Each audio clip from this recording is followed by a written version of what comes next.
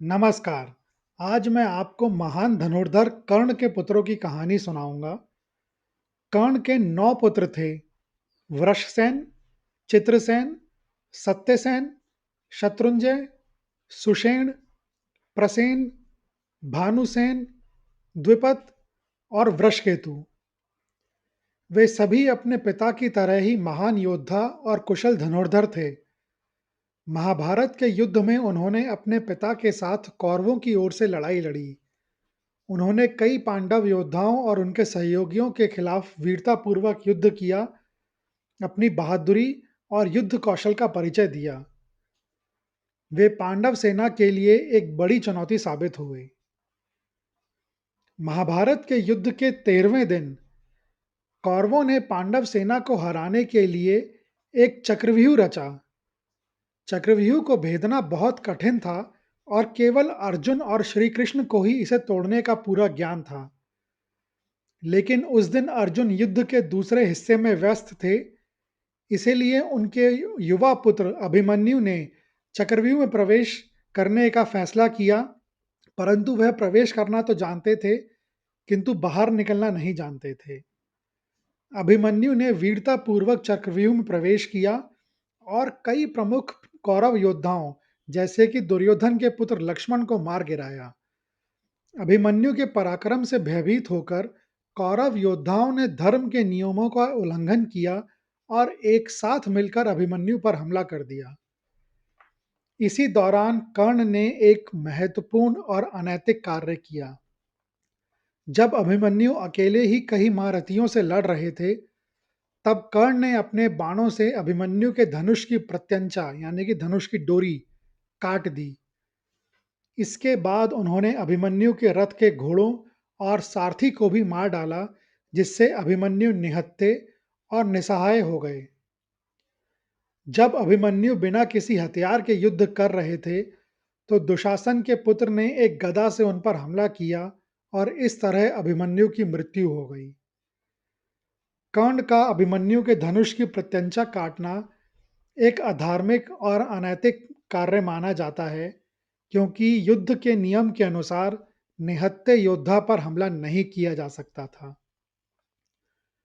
जब 13वें दिन का युद्ध समाप्त हुआ और अर्जुन को अपने पुत्र अभिमन्यु के वध के बारे में पता चला, तो वह अत्यंत क्रोधित हो गए। अगले दिन यानी महाभारत युद्ध के 14वें दिन अर्जुन ने अपने पुत्र की मृत्यु का बदला लेने के लिए कौरवों की सेना में बहुत कहर बरपाया। इसी दिन अर्जुन ने कर्ण के प्रथम पुत्र चित्रसेन का वध कर दिया। युद्ध के 17वें दिन अर्जुन ने कर्ण के 7 और पुत्रों का वध कर दिया। यह दृश्य देखकर कर्ण बहुत दुखी और निराश हो गया। अपने पुत्रों की मृत्यु ने उन्हें अंदर से तोड़ दिया और इससे उनके युद्ध कौशल पर भी गहरा प्रभाव पड़ा। उनके पुत्रों का वध केवल योद्धाओं का अंत नहीं था, बल्कि वह कर्ण के दुख और नियति का एक महत्वपूर्ण हिस्सा भी था। कर्ण के लिए यह उनके जीवन का सबसे दुखद क्षण था, जिसने उन्हें भावनात्मक रूप से कमजोर कर दिया। अपने पुत्रों की मृत्यु के बाद कर्ण का ध्यान भंग हो गया और वह पूरी तरह से युद्ध पर ध्यान केंद्रित नहीं कर पाए। उनके अनैतिक कर्म का भी परिणाम उन्हें भुगतना पड़ा, जब उनके रथ का पहिया मिट्टी में फंस गया। तब श्री कृष्ण ने अर्जुन को याद दिलाया कि किस तरह कर्ण ने अनैतिक कार्य करते हुए अभिमन्यु के धनुष की प्रत्यंचा को काट डाला था। वह याद करते ही अर्जुन ने अपना बाण चलाया और कर्ण का सिर उनके धड़ से अलग कर दिया। कर्ण के सबसे छोटे पुत्र वृषकेतु एकमात्र ऐसे पुत्र थे जो महाभारत के युद्ध में जीवित बच गए। वृषकेतु को अपने भाइयों की तरह ही धनुर्विद्या का ज्ञान था, लेकिन उनकी किस्मत ने उन्हें एक अलग राह पर पहुंचाया। जब महाभारत का युद्ध समाप्त हुआ, तब पांडवों को अपनी मां कुंती से यह रहस्य पता चला कि कर्ण उनके सबसे बड़े भाई थे। इस सच्चाई को जानकर पांडवों, विशेष रूप से युधिष्ठिर और अर्जुन को गहरा आघात लगा। उन्हें अपने ही भाई और उसके पुत्रों को मारने का बहुत शौक था। इसी दुख और पश्चाताप में पांडवों को पता चला कि कर्ण का एक पुत्र वृषकेतु जीवित है। उन्होंने तुरंत वृषकेतु को अपने पास बुलाया और उसे अपने भतीजे के रूप में स्वीकार किया। वृषकेतु को न केवल पांडवों का संरक्षण मिला, बल्कि उन्होंने उसे राजसी सम्मान और प्रेम भी दिया। पांडवों ने हस्तिनापुर के शाही परिवार के सदस्य के रूप में उन्हें अपने साथ रखा। वृषकेतु की कहानी का सबसे महत्वपूर्ण पहलू उनका अर्जुन के साथ संबंध है।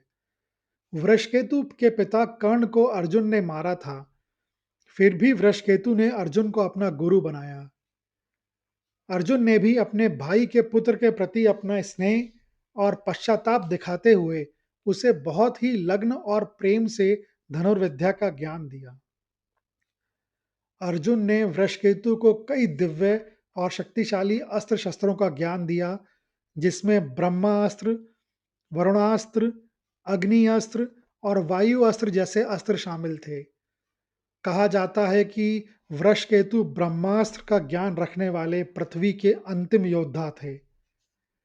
ऐसा इसलिए था क्योंकि श्री कृष्ण ने वृषकेतु को यह ज्ञान किसी और को ना देने की सलाह दी थी, ताकि कलयुग में इसका दुरुपयोग ना हो सके। अर्जुन और वृषकेतु के बीच का यह संबंध दिखाता है कि कैसे दुश्मनों को भी प्रेम और सम्मान में बदला जा सकता है। महाभारत के युद्ध के बाद जब पांडवों ने अश्वमेध यज्ञ का आयोजन किया, तो यज्ञ के घोड़े की सुरक्षा का जिम्मा अर्जुन को सौंपा गया। वृषकेतु भी इस यात्रा में अर्जुन के साथ थे। यात्रा के दौरान वे मणिपुर पहुंचे। वहां के राजा बभ्रुवाहन को ने उनका स्वागत करने की बजाय उनसे युद्ध करने का निश्चय किया। बभ्रुवाहन अर्जुन के ही पुत्र थे, जिनकी मां चित्रांगदा थी, परंतु वह यह नहीं जानते थे। बभ्रुवाहन की सौतेली मां नागकन्या उलूपी ने ही उन्हें अर्जुन से युद्ध करने के लिए उकसाया था। उलूपी ऐसा इसलिए कर रही थी ताकि अर्जुन को उनके पापों का प्रायश्चित हो सके। इस युद्ध में वृषकेतु ने अपना अद्भुत धनुष कौशल दिखाया, लेकिन बभ्रुवाहन भी कोई साधारण योद्धा नहीं थे। उन्होंने एक ऐसा शक्तिशाली अस्त्र चलाया जिससे वृषकेतु का वध हो गया। अपने शिष्य और भतीजे की मृत्यु देखकर अर्जुन बहुत दुखी और क्रोधित हो गए। वृषकेतु की मृत्यु से अर्जुन को गहरा सदमा लगा। उन्होंने क्रोध में आकर बभ्रुवाहन से भीषण युद्ध किया। अंत में बभ्रुवाहन ने एक और शक्तिशाली अस्त्र का प्रयोग किया, जिससे अर्जुन भी मूर्छित हो गए और उन्हें मृत मान लिया गया। बाद में जब बभ्रुवाहन को पता चला कि उन्होंने अपने ही पिता अर्जुन और चचेरे भाई वृषकेतु को मार दिया है, तो वह बहुत दुखी हो गए। यह देखकर उलूपी वहां आईं और उन्होंने बभ्रुवाहन को बताया कि उन्होंने ही उन्हें यह युद्ध करने के लिए उकसाया था, ताकि अर्जुन अपने पापों का प्रायश्चित कर सकें। उलूपी ने तब बभ्रुवाहन को एक विशेष मणि दी, जिसे उन्होंने अर्जुन की छाती पर रखा, जिससे अर्जुन पुनर्जीवित हो गए। उलूपी ने अपनी शक्तियों का उपयोग करके वृषकेतु को भी पुनर्जीवित कर दिया। इसके बाद वृषकेतु हस्तिनापुर लौट गए। वृषकेतु की कहानी हमें यह सिखाती है कि जीवन में संघर्ष और दुख के बावजूद क्षमा और प्रेम से नए संबंध बनाए जा सकते हैं। उनका जीवन अपने पिता की नियति का प्रतिबिंब था, लेकिन उनका अंत शांति में हुआ, ना कि युद्ध के मैदान में। वह महाभारत के उन पात्रों में से थे जिन्होंने यह साबित किया कि शत्रुता से ऊपर उठकर मानवता और परिवार का महत्व अधिक होता है। यह कहानियाँ सुनने के लिए धन्यवाद। अगर आपको यह कहानी अच्छी लगी हो, तो इसे ज़्यादा से ज़्यादा लोगों के साथ शेयर करें, लाइक करें व चैनल को सब्सक्राइब करें। कमेंट्स बॉक्स में लिखें, जय श्री कृष्ण।